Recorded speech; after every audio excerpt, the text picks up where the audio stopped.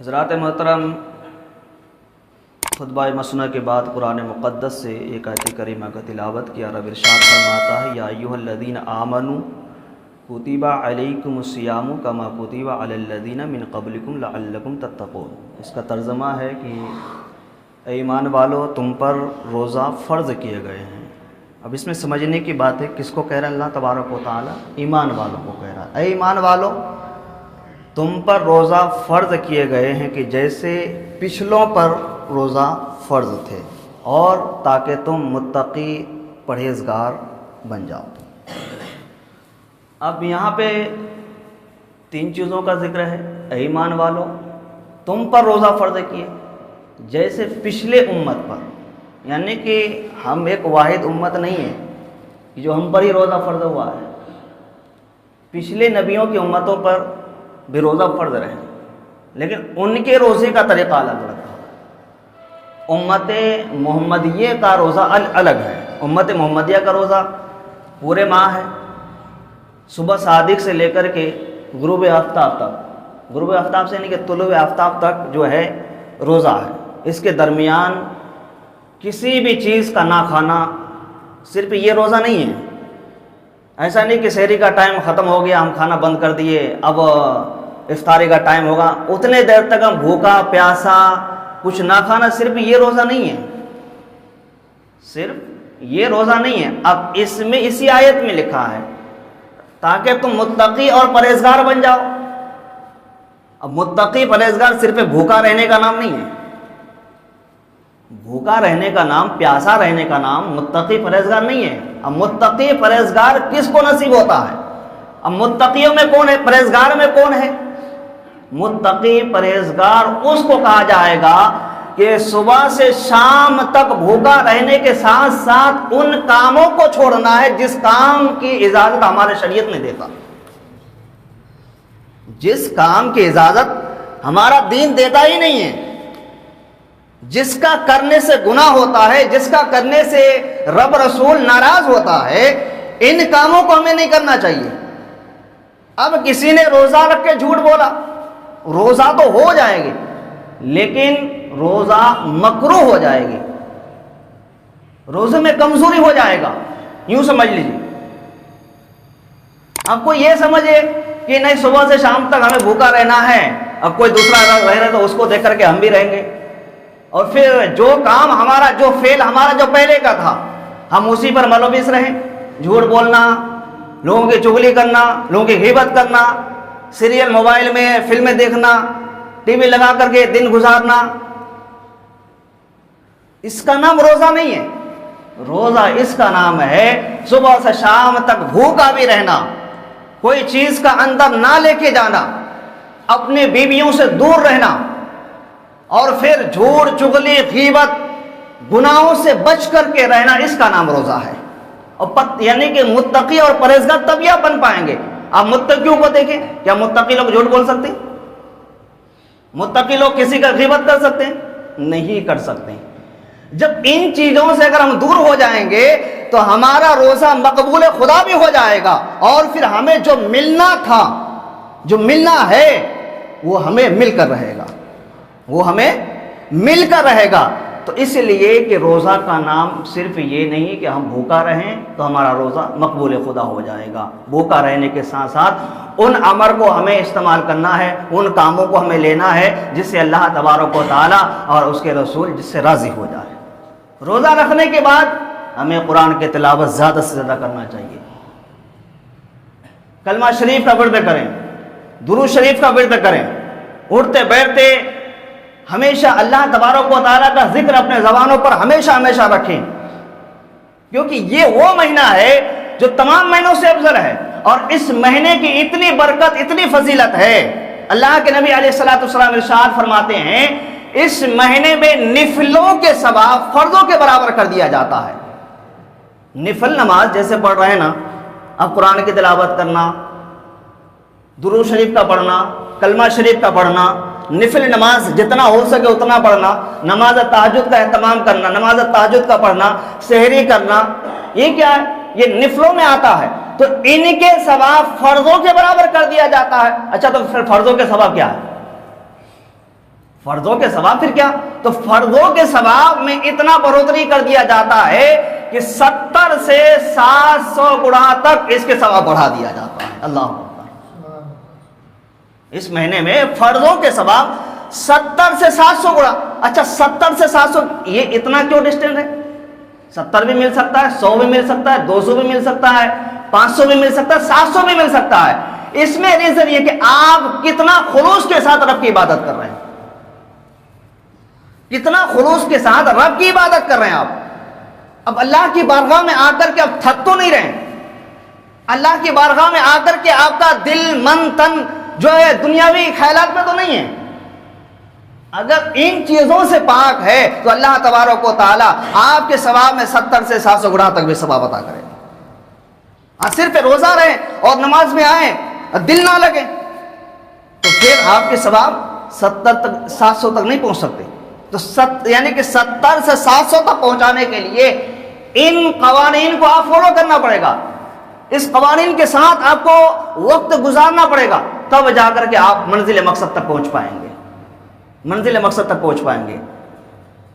اب اس مہینے کی فضیلت, اس مہینے میں اگر کوئی رائے خدا میں 1 روپے خرچ کرتا ہے, عام مہینے میں 1 روپے خرچے کرے گا تو اس کا ایک ہی ثواب ملے گا, 10 خرچے کا 10 ثواب ملے گا, 20 خرچے کا تو 20 ثواب ملے گا. اور ماہ رمضان میں کوئی 1 روپے رائے خدا میں خرچ کرتا ہے, جیسے مسجدوں میں دینا, مدرسوں میں دینا, کسی غریب مسکین غربا فقراء کی مدد کرنا, اور ماہ رمضان میں روزے دار کو افطار کرانا حلال رزق سے. ماہ رمضان میں کسی کا مدد کرنا, مال حرام نہ ہو, مال حلال کا ہو. اگر کسی نے رائے خدا میں خلوص دل سے, سچے دل سے, صرف اپنے رب کو راضی کرنے کے ارادے سے اگر رائے خدا میں کوئی خرچ کرتا ہے تو اللہ تبارک و تعالی ان کو 70 سے 700 گنا تو ان کو بھی ثواب عطا کرتا ہے. اور ماہ رمضان میں کسی روزے دار کو کوئی اگر روزہ افطار کرایا, یا پیٹ بھر کے کسی کو اگر روزہ افطار کرایا, یا کسی نے 1 کھجور ہی دیا, تو ان کو اتنا ثواب ملے گا جتنا اس روزے دار کو ثواب ملے گا. نہ ان کے ثواب میں کوئی کمی بیشی ہوگی, نہ ان کے ثواب میں کوئی کمی بیشی ہوگی.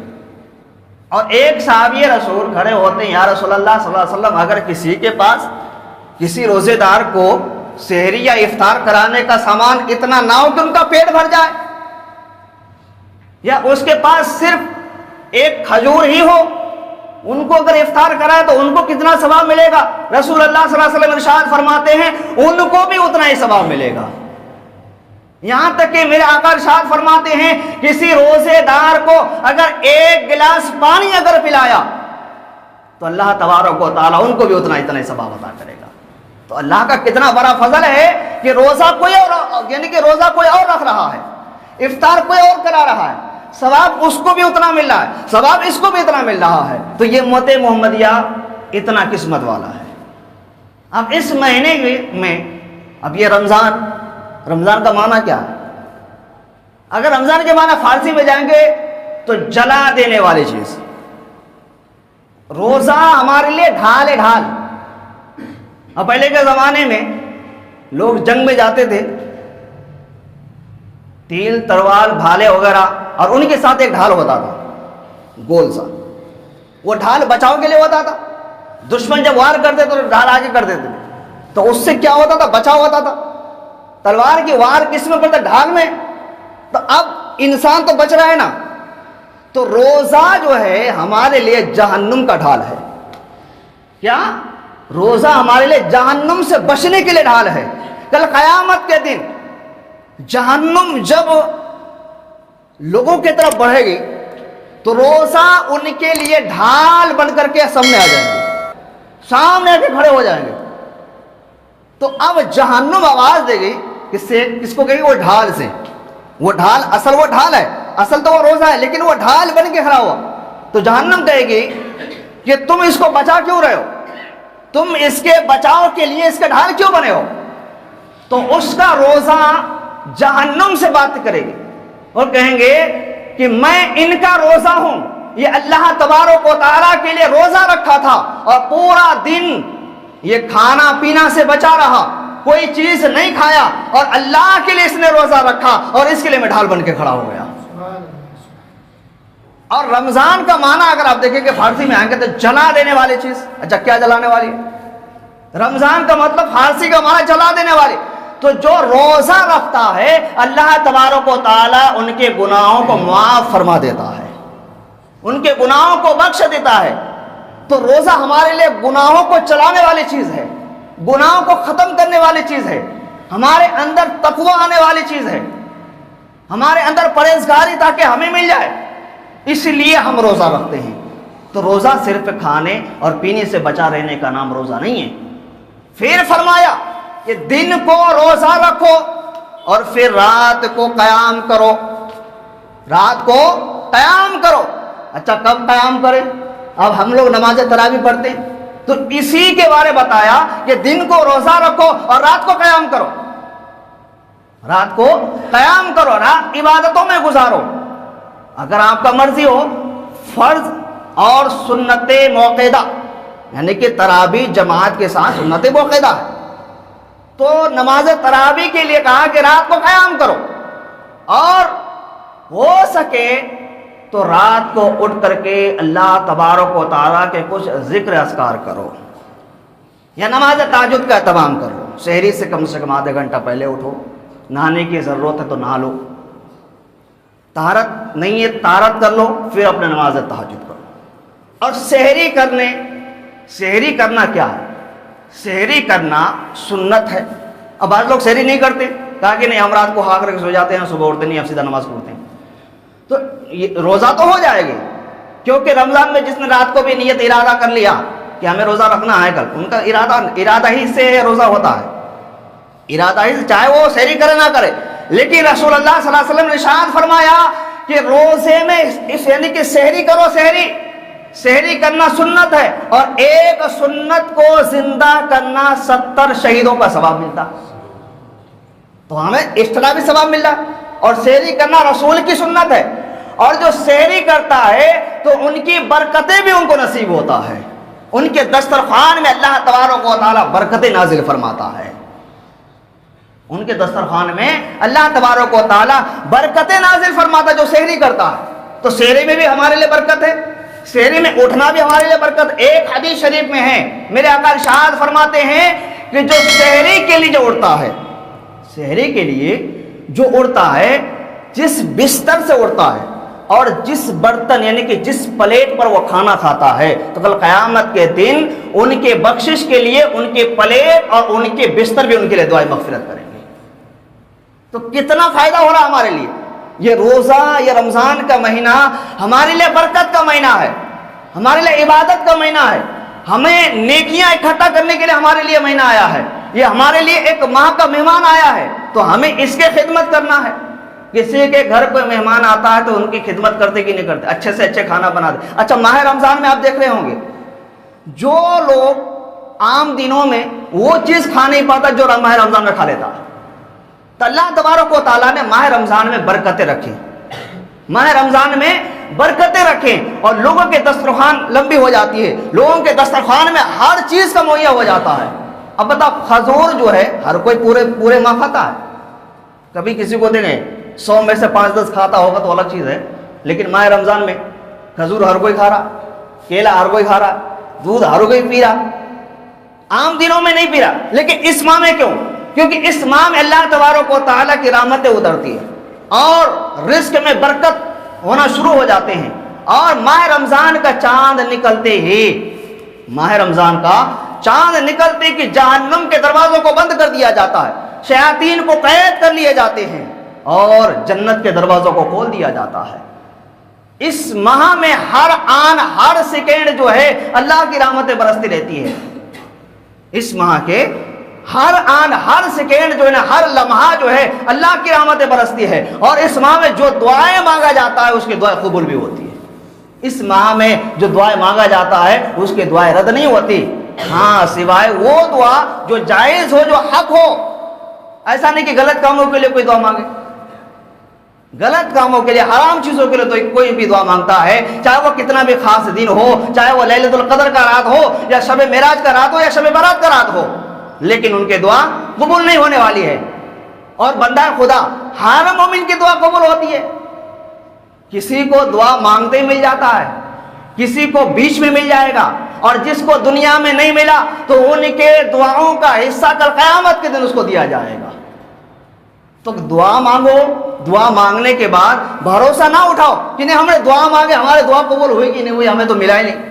اگر یہاں نہیں ملا تو وہاں کے لیے تو رکھا ہوا ہے, اور جس نے یہاں لیا تو وہاں نہیں ہے, اور جس کے لیے وہاں ہے تو پھر یہاں نہیں. ایک ہی چیز ہونا. تو اس ماہ میں اپنے عبادتیں بڑھا دو, اپنے نمازوں کو بڑھا دو, متقی بن جاؤ, تقوی والے بن جاؤ, پرہیزگار بن جاؤ.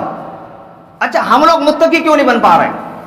ایک مسئلہ یہ بھی ہے, ماہ رمضان میں خوب نمازیں, وہ تلاوتیں, لیکن پھر رمضان کے بعد ہم پر ویسے ہو جاتے جیسے پہلے تھے.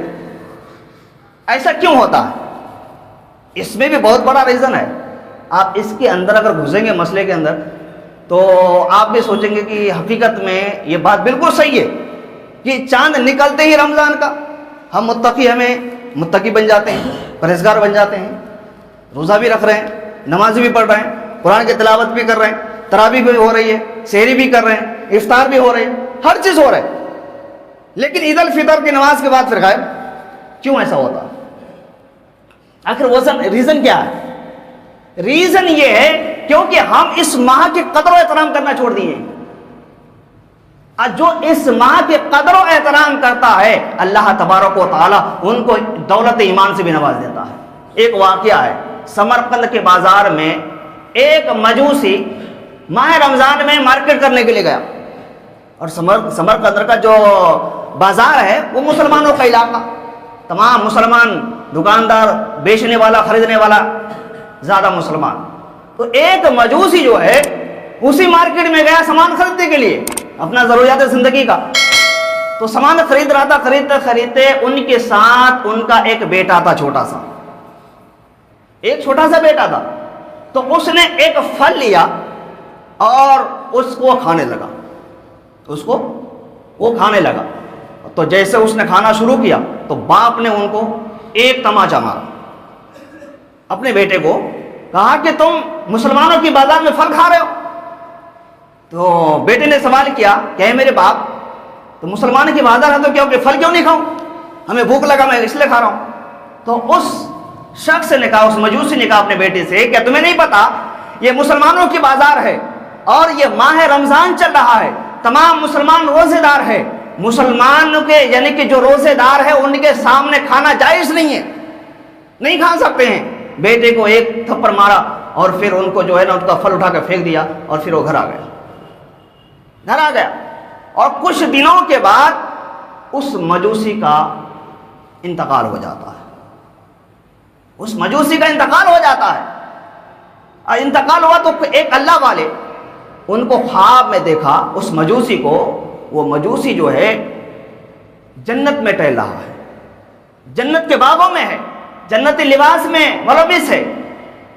تو وہ اللہ والے نے اس مجوسی سے کہا کہ بڑا حیرت ہوئی ہمیں تمہیں دیکھ کر کے کہ تم تو مجوسی تھا. اچھا مجوسی کس کو کہتے ہیں؟ آگ کے پجاری, جو آگ کو پوجتے ہیں. مذہب اسلام سے کوئی سروکار نہیں, جو آگ کو پوجتے ہیں ان کو مجوسی کہتے ہیں. تو کہا کہ بھائی یہ بتاؤ کہ تم تو مجوسی تھے, تم تو مذہب اسلام کا ماننے والا بھی نہیں, تم تو کلمہ گو بھی نہیں, نہ تم نے نمازیں پڑھے, نہ تم نے روزے رکھے, نہ تم نے دین کی کوئی خدمت کی, لیکن تم جنت میں کیسے آ گئے؟ تم جنتی لباس میں کیسے ہو؟ بیشت میں کیسے گھوم رہے ہو؟ تو اس مجوسی نے کہا کہ ہاں میں نے روزے بھی نہیں رکھا, میں نے نماز بھی نہیں پڑھا, میں نے قرآن کی تلاوت بھی نہیں کیا, میں نے دین پر چلا بھی نہیں, لیکن ایک حادثہ ہمارے ساتھ ہوا. کہا کہ کیسا حادثہ ہوا؟ کہا کہ حادثہ یہ تھا کہ میں سمرقند کے بازار میں کچھ سامان لینے کے لیے گیا تھا, کچھ سامان خریدنے کے لیے گیا. تو میرے ساتھ ایک میرا چھوٹا سا بچہ تھا, تو مسلمانوں کے بازار میں ماہ رمضان میں کھلے عام میں کھا رہا تھا. آج بھی ہمارے مسلمان بھائی بہت سارے لوگ جو نا کھلے عام کھاتے ہیں. تو ان کو اس واقعے سے سبق حاصل کرنا چاہیے. بھلے اگر آپ کا روزہ نہیں ہے, روزے دار کے سامنے اس طرح سے بن کے رہو کہ میں بھی روزہ دار ہوں, میں بھی روزہ دار ہوں. تو وہ مجوسی جو ہے نا اس بزرگ کو کہتے ہیں کہ ہاں میں تو کچھ نہیں کیا تھا، لیکن میں مسلمانوں کے بازار جو گیا تھا، سمرقند کے بازار میں تمام مسلمان روزے دار تھے، تو میرے بیٹا جو ہے نا کھلے عام کھانے لگے، میں نے ان کو ایک چاٹا مارا اور ان کا پھل اٹھا کے پھینک دیا، ان کو کہا، تو میرے بیٹے نے بھی کہا تھا کہ تم بھی تو روزے دار نہیں ہو لیکن تم بھی تو کھاتے ہو، تو کہا کہ ہاں میں کھاتا ہوں پر میں چھپ کے کھاتا ہوں، میں مسلمانوں کے سامنے نہیں کھاتا ہوں۔ اللہ تبارک و تعالیٰ کو یہ ادا پسند آئی، اور جب مجھے موت آیا، موت سے پہلے میرے زبان پر کلمہ شہادت آیا اور میں کلمہ پڑھ کے دنیا سے واپس آیا، تو اللہ تبارک و تعالیٰ اسی ادا کے صدقے تو پھر میرے گناہوں کو بخش دیا اور مجھے جنت مل گئی۔ اب بتاؤ کہ ایک مجوسی جو ماہ رمضان کا قدر و احترام کرے تو اللہ ان کو جنت دے سکتا ہے، اور جو ماہ رمضان میں عبادت کر رہا ہے، اللہ کے رضا کے لیے روزہ رکھ رہا ہے، اللہ کے رضا کے لیے اللہ کی عبادت کر رہا ہے، ان کے حکموں پر چل رہا ہے، رسول اللہ صلی اللہ علیہ وسلم کی شریعت پر عمل کرتا ہے، کہ اللہ تبارک و تعالیٰ ان کو جنت دے سکتا ہے۔ یہاں سے بات سمجھ میں آتی ہے، جو ماہ رمضان کے قدر کرنے والوں کو جنت مل سکتی ہے، تو پھر تو ہم اللہ کے محبوب بندوں میں سے ہیں، نیک بندوں میں سے ہیں، ان کے خاص بندوں میں سے ہیں۔ اور سب سے بڑی چیز ہے کہ ہم اللہ کے محبوب کے امتی ہیں۔ اگر ہم اللہ کی عبادت ان کے رضا کے لیے کر رہے ہیں، صرف ان کو راضی کرنے کے لیے اگر کر رہے ہیں، تو اللہ تبارک و تعالیٰ چاہے تو ہمارے گناہوں کو بخش سکتا ہے، ہمارے روزوں کو قبول کر سکتا ہے۔ تو ہمیں کوئی بھی عبادت کرنے ہیں، یا جو بھی عبادت کرے، نفلوں میں ہو یا فرد میں ہو، تو صرف خالص اللہ تبارک و تعالیٰ کے لیے کرو، کسی دنیا دار کے لیے نہ کرو۔ اگر کسی نے دنیا دار کے لیے کیا تو ان کا اجر ان کو کچھ نہیں ملنے والا، اور کل قیامت کے دن کچھ لوگ اللہ کی بارگاہ میں اتنے بڑے بڑے نیکیاں لے کر کے جائیں گے جتنے احد پہاڑ ہے، احد پہاڑ کے جیسے ان کے نیکیاں ہوں گے، لیکن جیسے ہی مولا تبارک و تعالیٰ کے بارگاہ میں جائے گا تو ان کے نیکیاں ان کے اعمال سے دھول کی طرح اڑ کر کے ختم ہو جائے گا، اور وہ لوگ بڑا پریشان ہو جائیں گے، کہا کہ میرے اعمال پر اتنے بڑے بڑے نیکیاں بھی تھے لیکن یہ نیکیاں غائب کیسے ہو گئے؟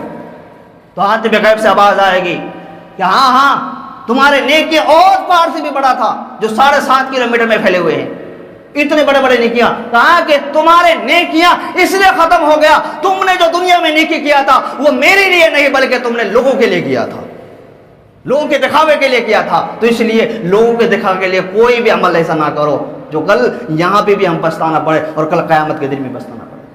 تو روزہ ہمارے لیے کیا ہے؟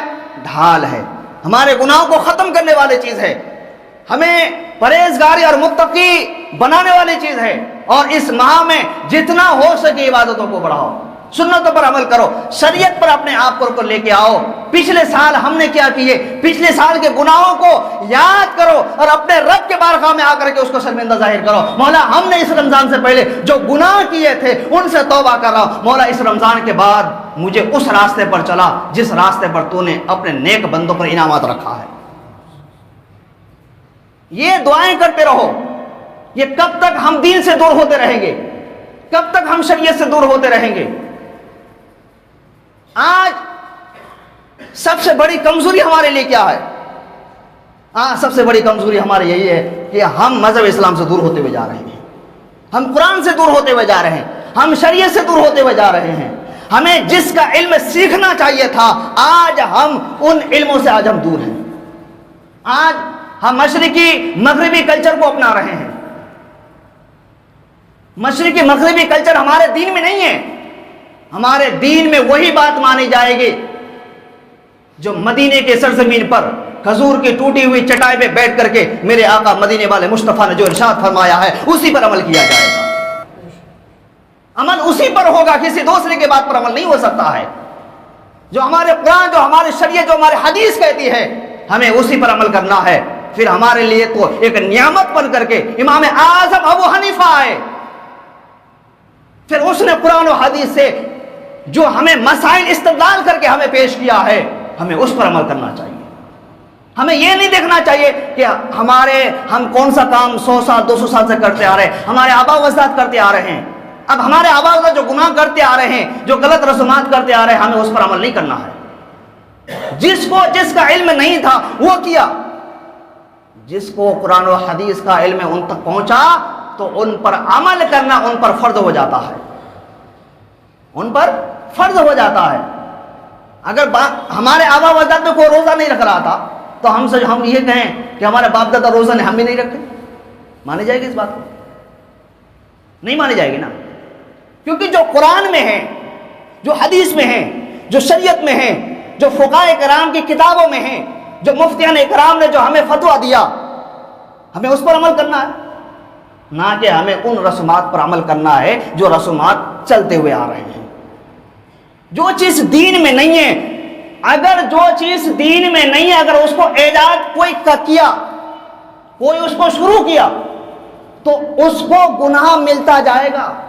مثال کے طور پر یہ مسجد ہے، مسجد بنائے سب نے، یہ پنکھا خراب ہو گیا، مثال کے یہ پنکھا ہمارا خراب ہو گیا، اب اس پنکھے کو کسی نے اتارا، اس کا ریپیئرنگ کیا، یا اس کے عوض میں کوئی دوسرا لا کے لگایا، کوئی دوسرا لا کر کے لگایا۔ اچھا، یہ پنکھا کسی نے ارادہ کیا کہ ہمارے والد صاحب کا انتقال ہو گئے، ہم اپنے والد صاحب کے ایصال ثواب کے لیے پنکھا لگائے۔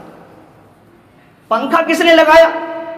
اس کے بیٹے نے، ان کا باپ انتقال ہو گیا، ایصال ثواب ان کے نام سے۔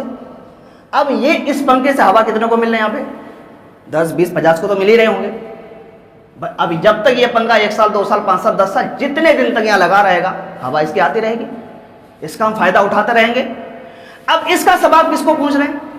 اس مرحوم کو، جس کے بیٹے نے لگایا، اس کے باپ کو، اس کے باپ کو بھی اتنا ثواب مل رہا ہے، اور لگانے والا اس کا بیٹا، اس کو بھی اتنا ثواب مل رہا ہے۔ اچھا، کس کی وجہ سے ثواب مل رہا؟ ہم لوگ نماز پڑھ رہے ہیں، ہم ہی لوگوں کی وجہ سے ثواب مل رہا ہے۔ اچھا، ہم نماز پڑھیں تو ہماری نماز میں بھی کوئی کمی بیشی نہیں ہوگی ثواب میں، لگانے والے کی بھی کوئی کمی بیشی نہیں ہوگی، اور جس کے نام سے لگایا اس کے بھی نام سے کوئی کمی بیشی نہیں ہوگی، سب کو ثواب برابر مل رہا ہے، ٹرانسفر ہوتے جا رہا ہے۔ اب یہ ٹرانسفر ثواب کا چلتا رہے گا۔ اب یہ پنکھا جتنے دن آگے چاہتے رہیں گے، یا 200 سال کیوں نہ چلے، 200 سال تک ان کو ثواب ملتا رہے گا۔ اسی طرح سے اگر کوئی گناہ کی چیز، کوئی گناہ، کوئی ایسی بات جو دین میں نہ ہو، کوئی اگر اس کو ایجاد کیا، تو ایجاد کرنے والا گنہگار ہوتا رہے گا، چاہے وہ 200 سال میں ہو یا 300 سال تک وہ کام کیا جائے، اس کام کرنے والوں کو بھی گناہ ہوگا۔ ہاں، ان کا علم آنے کے بعد ان کو پتا چل گیا کہ یہ کام ہمیں نہیں کرنا ہے، ہمارے دین میں نہیں ہے، ہمارے قرآن میں نہیں ہے، ہمارے شریعت میں نہیں ہے۔ فقہ حنفی کے کسی مفتیان کرام یا مفسرین کرام نے اس کام کی اجازت نہیں دیا، اور اس کام کو روک لیا کہ ہمیں اجازت ہے، اگر نہیں روک رہا ہے تو یعنی کہ وہ بھی گنہگار ہوگا، اور جس نے ایجاد کیا وہ بھی گنہگار ہوگا۔ تو ہمیں ان کو بھی گناہوں سے بچانا ہے، جو رسومات جو ہمارے آبا و اجداد نے قائم کیا، ان کو بھی ابھی بھی ہمارے پاس ٹائم ہے، ہم چاہیں تو ان کو بھی گناہ سے بچا سکتے ہیں، اور خود بھی گناہ سے بچ سکتے ہیں۔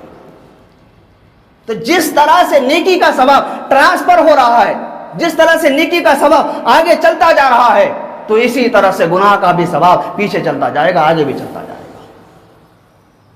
اور جب بدعت جو لوگ کہتے ہیں نا کہ بدعت یہ بدعت ہے، بدعت کیا چیز ہے؟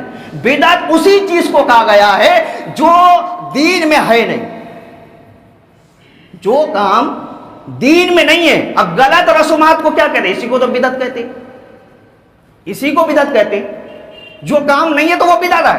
ہاں، کچھ بدعتیں نعمتہ ہیں، اچھی کام کرنا۔ اب پہلے کے زمانے میں مسجد پکی تو تھے نہیں، مائک پر اذان تھا، پنکھے تھے، کولر تھے، وضو کے لیے ٹوٹی لگی ہوئی تھی، یہ اچھے قالین، اچھے جانماز تھے نہیں تھے۔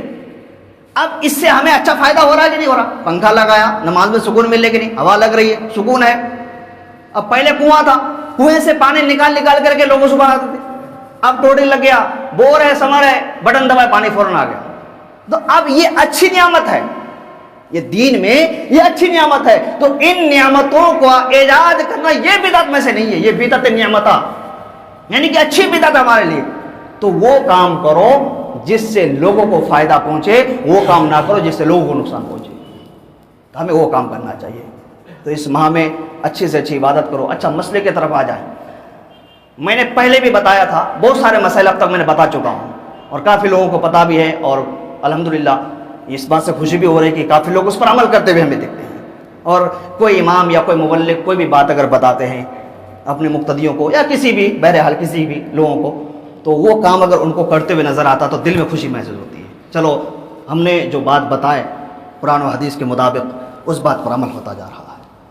ابھی کچھ مسائل ہم نے بتائے تھے لیکن اس پر عمل آج بھی نہیں ہے، اور بہت وہ آسان سا عمل ہے، آپ ہم چاہے تو ہم چھوڑ بھی سکتے ہیں۔ ہم چاہیں چھوڑ بھی سکتے ہیں. سونا چاندی کے بارے میں ہم نے بتایا تھا, چین والی گھڑی کے بارے میں بتایا تھا کہ چین والی گھڑی پہننا مردوں کو جائز نہیں ہے, اور جائز بھی ہے جائز بھی نہیں ہے, دونوں دو مسئلہ ہے. اچھا جائز کب ہے جائز کب نہیں ہے؟ نماز کی حالت میں جائز نہیں, کیونکہ مردوں پر کسی دھاتو کا پہننا جائز نہیں ہے. سونا چاندی مردوں کو جائز نہیں ہے, یا وہ حالت نماز میں ہو یا نماز کے باہر ہو. صرف مردوں کو ایک انگوٹھی صرف خالص چاندی کا 4.5 ماسا 445 ملی گرام کا صرف ایک انگوٹھی جائز ہے. باقی لوہا, تانبا, سونا, ایلومینیم, طرح طرح کے جتنے بھی دھاتو ہیں یہ پہننا جائز نہیں ہے. اور نماز کے اندر بہت سارے ابھی ہمارے نوجوان ہیں جو الحمدللہ جو اور بھی مسائل پر عمل کرتے ہوئے نظر آ رہے ہیں, لیکن ابھی بھی چاندی کا چین جو پہن کے رہ رہے ہیں, یا لوہے کا کڑا, یا گلے کا چین, یا وہ چاندی کا ہو یا سونے کا ہو یا پیتل کا ہو یا تانبا کا ہو یا ایلومینیم کا ہو, کوئی سا بھی ہو وہ تو جائز ہی نہیں ہے. وہ تو جائز ہی نہیں ہے, نہ نماز کے اندر نہ نماز کے باہر. وہ مردوں کو پہننا ہی حرام ہے. اب حرام چیزوں کو پہن کر کے اب سب پہ کھڑے ہو رہے ہیں تو آپ کی نماز ہی نہیں ہوگی. حرام چیزوں کو استعمال کرنا جائز نہیں ہے نا. جب جائز نہیں تو نماز کہاں سے ہو جائے گی؟ جب عام زندگی میں نماز سے باہر جائز نہیں تو نماز کے اندر کہاں سے جائز ہو جائے گا؟ تو ان سے میری گزارش ہے کہ ان سب چیزوں کو چھوڑیں, ان سب چیزوں سے باز آ جائیں, شریعت مصطفیٰ پر عمل کریں, شریعت پر عمل کریں. میں نے ایک واقعہ بھی بتایا تھا, ایک صحابی رسول تھے, اس نے سونے کی انگوٹھی پہن کے آئے, تانبے کی انگوٹھی پہن کر کے آئے, لوہے کی انگوٹھی پہن کر کے آئے, تو رسول اللہ صلی اللہ علیہ وسلم کی جب سامنے رسول اللہ ان سے چہرہ پھیر لیے تھے, منہ پھیر لیے تھے, صرف ایک انگوٹھی. اب یہاں پہ 100 گرام کا کڑا پہن کر کے پھر رہے ہیں, 2 3 4 تولے کا چاندی کے چین بن کر کے نماز پڑھ رہے ہیں, تو کہاں سے ہو جائے گا بتاؤ؟ پھر ہم سوچیں گے کہ ہمیں متقی ہم کیوں نہیں بن پا رہے, ہمارے اندر تقویٰ کیوں نہیں آ رہی ہے. ہم حرام چیزوں کو چھوڑنا چاہتے, یعنی کہ چھوڑنا نہیں چاہتے, اور اچھا چیزوں کو لینا چاہتے ہیں. دو چیز ایک جگہ نہیں مل سکتا. پانی اور آگ کبھی ملا ہے؟ نہیں ملا ہے نا. تو اسی طرح سے پانی اور آگ جب نہیں مل سکتی ہے تو حلال اور حرام کہاں سے مل جائے گا؟ تو اسی لیے ان سے گزارش ہے کہ نماز کے اگر باقی زندگی میں اگر پہن رہے ہیں تو اس کا بھی ذمہ دار آپ ہیں. اگر نماز بھی پڑھ رہے ہیں اور اس کے حالت میں بھی پہنتے ہیں تو پھر اس کا بھی ذمہ دار آپ ہیں. بتانا سمجھانا ہمارا کام ہے. ہمارا کام لاٹھی ڈنڈے والا نہیں ہے کہ ہم آپ کو لاٹھی ڈنڈے لے کر کے ہم آپ کو سمجھاتے رہیں. کب تک کس کس کو الگ الگ سمجھائیں؟ تو ماہ رمضان ہے, اس کی قدر کریں, ان چیزوں سے بچیں. دوسری چیز پر آپ آئیے. دوسری چیز پر بہتر یہ ہے, ابھی اتنا زیادہ گرمی بھی نہیں ہے, بعض لوگ ہاں بعض دن پر نماز پڑھ رہے ہیں, تو اس سے نماز ہو جاتی ہے مجبوری کے تحت. اس سے ہاں بعض دن میں نماز ہو جاتی ہے مجبوری کے تحت.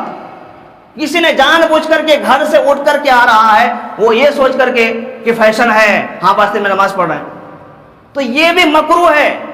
اس سے بعض دفعہ نماز ہوتی بھی نہیں ہے, کیونکہ جان بوجھ کر کے جس کا کپڑا رکھا ہوا فل آستین کا سیٹ ہے, کرتا ہے, یہ اگر رکھا ہوا ہے, پاک ہے, طہارت میں صاف ستھرا ہے, اگر کسی نے پورا لباس رکھنے کے باوجود اگر کوئی ہاں آستین کے سیٹ یا بنیان پہن کر کے اگر نماز پڑھ رہا ہے تو ان کی بھی نماز نہیں مانی جائے گی, ان کی بھی نماز نہیں مانی جائے گی. اچھا تیسری مسائل کی طرف آئیے. روزے افطار کے ٹائم بہت زیادہ شور و گل ہو رہا ہے, یہ بہت اہم مسائل ہے. اور روزے افطار کا ٹائم 5 منٹ 10 منٹ پہلے دعا قبول ہونے کا وقت ہے. رسول اللہ صلی اللہ علیہ وسلم نے ارشاد فرمایا کہ روزے دار جب روزہ رکھے تو اپنے افطاری کو سامنے لے کر کے بیٹھ جائے. کیا؟ اپنے افطار کو سامنے لے کر کے بیٹھ جائے, اور بیٹھنے کے بعد اللہ تبارک و تعالیٰ کے بارگاہ میں اپنے ہاتھوں کو اٹھائیے, اور اس وقت اپنے گناہوں سے توبہ کرے. اس وقت اللہ سے نیک بننے کی دعائیں کرے, اور اللہ سے عہد کرے کہ مولا ہماری جو گناہ ہے ہم گناہوں سے توبہ کر رہے ہیں, آئندہ ہم وہ گناہ کو نہیں کریں گے. کم سے کم 5 منٹ پہلے سکون اختیار کر کے افطاری کو سامنے رکھ کر کے اللہ کی بارگاہ میں ہاتھوں کو اٹھا کر کے دعا کرے, اور وہ دعا قابل قبول ہوتی ہے. اللہ کی بارگاہ میں اس وقت جو دعا کرتا ہے اس کی دعا رد نہیں ہوتی ہے, وہ دعا رد نہیں ہوتی ہے۔ تو ہمیں یہی کرنا چاہیے، اس ماہ کا جتنا ہو سکے اتنا قدر، اتنا احترام کریں، اتنے عزت کریں، اتنے عبادت کریں جتنا ہمیں بتایا گیا ہے۔ تبھی جا کر کے ہم متقی بن پائیں گے، تبھی جا کر کے ہمارے اندر پرہیزگاری ہوگی، تبھی جا کر کے ہمارے چہرے میں نور پیدا ہوں گے، تبھی جا کر کے ہم اپنے آپ کو محسوس کریں گے ہم کوئی اور نہیں بلکہ ہم عاشق مصطفیٰ ہیں، ہم عاشق رسول ہیں۔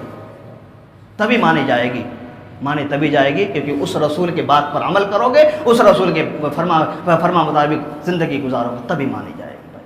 یہ وقت ضائع نہ کرو، یہ وقت ضائع کرنے کا نہیں ہے۔ ہماری عمر نکلتی جا رہی ہے، عمر کم ہوتے جا رہے ہیں، موت قریب سے قریب ہوتے جا رہے ہیں، ہم موت کے قریب چلے جا رہے ہیں، لیکن ہماری تیاری کچھ نہیں ہے۔ یہ بابرکت مہینہ ہم سے آ کر کے چلے جائیں گے اور ہم ہاتھ ملتے رہ جائیں گے۔ اور رسول اللہ صلی اللہ علیہ وسلم ارشاد فرماتے ہیں کہ جس نے ماہ رمضان کو پایا اور اس نے اپنی بخشش نہ کرایا تو پورے روئے زمین پہ سب سے بڑا بدنصیب شخص وہی ہے۔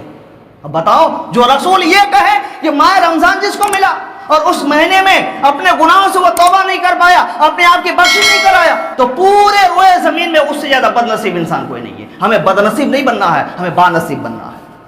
ہم رسول اکرم صلی اللہ علیہ وسلم کی نگاہ میں اچھے بننا ہے، رسول اللہ صلی اللہ علیہ وسلم کو راضی کرنا ہے، اللہ کو راضی کرنا ہے۔ اللہ کس سے راضی ہوتا ہے؟ ان کی عبادت سے راضی ہوتا ہے، ان کے فرما مطابق زندگی گزارنے سے راضی ہوتا ہے۔ تو ہم عہد کریں کہ انشاءاللہ آج سے ان باتوں پر عمل کریں گے۔ دیکھو، ہم آپ سے وعدہ نہیں کروا رہے ہیں، آپ ایک ناچیز سے وعدہ کریں گے، وعدہ توڑ دیں گے۔ آپ اس رب سے وعدہ کریں جو تمام کائنات کا مالک ہے، جو آپ کو بھی پیدا کیا، جو ہمیں بھی پیدا کیا، یا آسمان و زمین کو جس نے پیدا کیا، آسمان و زمین کے درمیان جتنے بھی چیزیں، جتنے بھی مخلوق ہے، جس نے پیدا کیا اس مالک سے وعدہ کریں کہ انشاءاللہ آج سے ہم ان باتوں پر عمل کرتے ہوئے نظر آئیں گے۔ اللہ تبارک و تعالیٰ دعا کہ ہم سب کو اہدنا الصراط المستقیم، شریعت مصطفیٰ سنت رسول پر عمل کرنے کی توفیق رفیق عطا فرما۔ یا مولا ہم سب کو سنت سے زیادہ عمل کرنے کی توفیق رفیق عطا فرما۔ یا مولا ہم سب کو اپنے گناہوں سے توبہ استغفار کرنے کی توفیق رفیق عطا فرما۔ وصلی اللہ تعالیٰ علی خیر خلق نور عرش محمد و آلہ و صحبہ اجمعین برحمتک یا ارحم الراحمین بحق لا الہ الا اللہ محمد رسول اللہ۔